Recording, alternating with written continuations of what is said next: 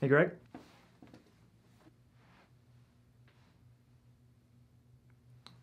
Before we leave for the movie, can I give you your Christmas present?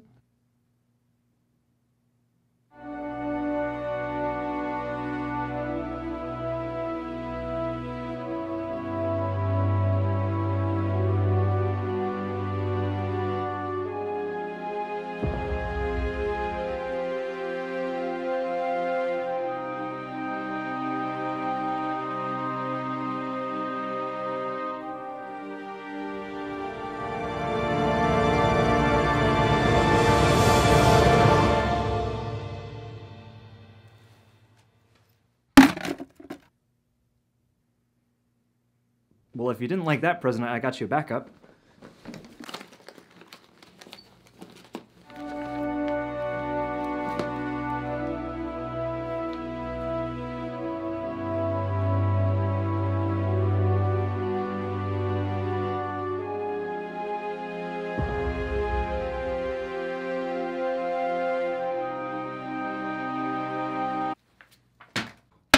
Okay, how about this one?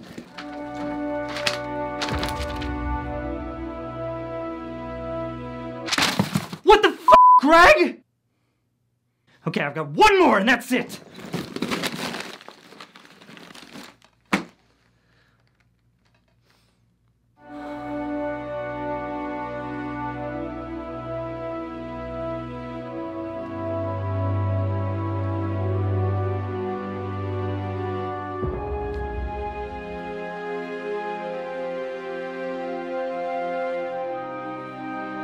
Now this I'll watch.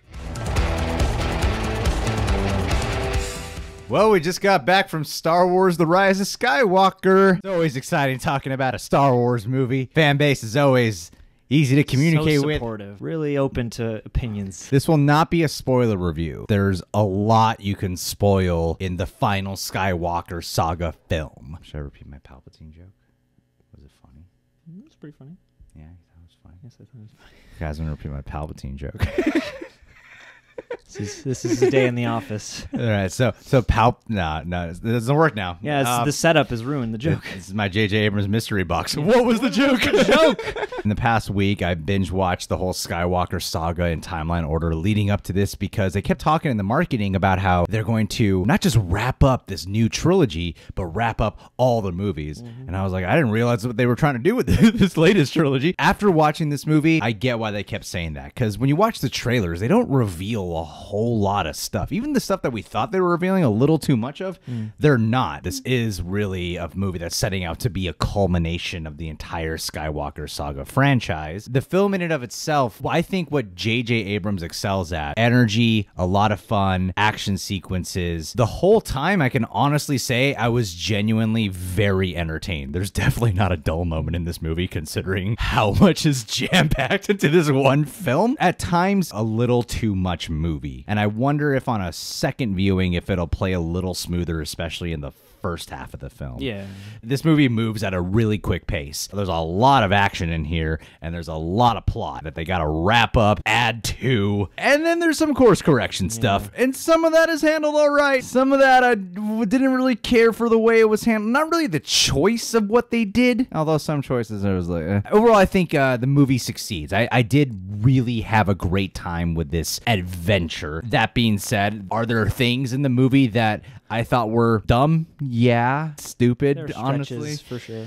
There's stuff that's not quite clear, and while it goes out of its way to answer a lot of things, there's also like a few things that are set up in this movie that are definitely not answered. There are threads that just trail off, yeah. Yeah. Feels like the most consequential in a way, not counting the subversions of The Last Jedi, but it almost feels like the average of the first two movies because there is an appropriate amount, maybe more than an appropriate amount of stuff harkening back to the original Skywalker trilogy, but there are also some new elements and some surprises that actually do land. There are some things that were surprises that were not really surprises. You know what I mean by that? Yeah. The things that, were like, huh. Oh, yeah. I kind of. It's not surprising that it's there, but it's technically a surprise. That weird gray area. There's J.J. Abrams, the exciting adventure filmmaker, and then there's the storyteller, J.J. Abrams side of things. It felt like with Force Awakens, he was playing it safe, and this movie kind of rides a fine balance, sort of. Playing something safe, there are things in here that are definitely predictable, but then there are times where he just goes full J.J. Abrams and does some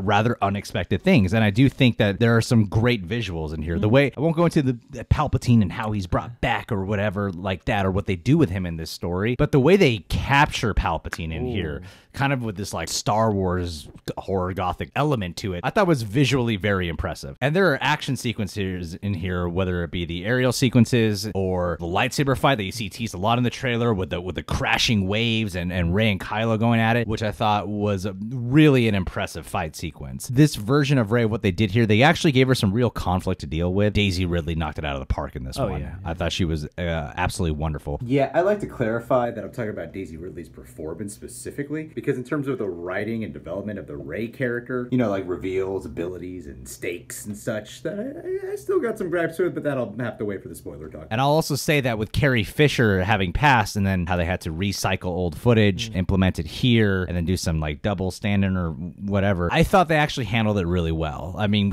did they maybe want more screen time and more screen presence in this one? I'm sure they did. What they worked with, I thought was very touching. I thought was very effective, so I really commend the film for what they did here with that. Poe Dameron, I think this is the best version we've gotten of Poe Dameron so far. What they explore with him, and he just gets a lot more screen presence and more to do. And I actually think the group that they have with Rey, Finn, and Poe, and 3PO, and Chewie, I thought was great chemistry there. I loved seeing all of them hang out together. Yeah, and it makes it feel like we have come very far on this journey with them since 2015. That was one of my favorite aspects, is that even though you could look at the plot and say that certain characters have less to do than others, I thought that everybody's presence just brought something. Even with Finn, who has arguably still the least to do, I think this is my favorite integration of him through the past 3 films, because at least he's an active member of the Resistance, and he has at least operations to go and handle, you know? I felt like for certain plot things that Finn had to do, he was essential. I think as a character, not much of a character in this one. Yeah. I felt like he mainly had a funny line, or he yelled someone's name.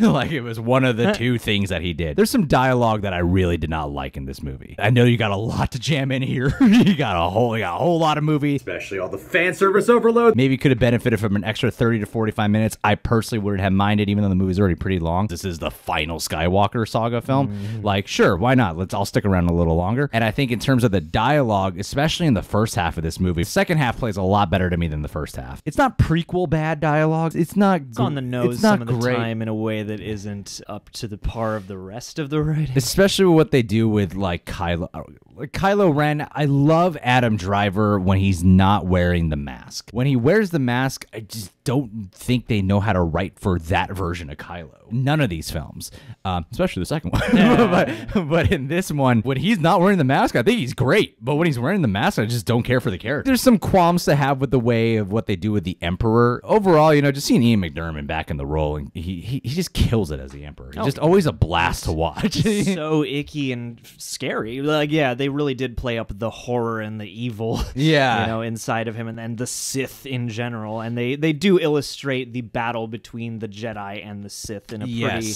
compelling way. I thought 3PO was a whole lot of fun in this movie. Lando is not treated with the same essential quality as when we brought back the original 3 main stars. Yeah. He's more of a glorified cameo. Yeah. Yeah, like he does stuff. He's not just there, but he's not much of an essential piece as the way the other 3 players were. There are choices in this movie that are definitely going to have people really split.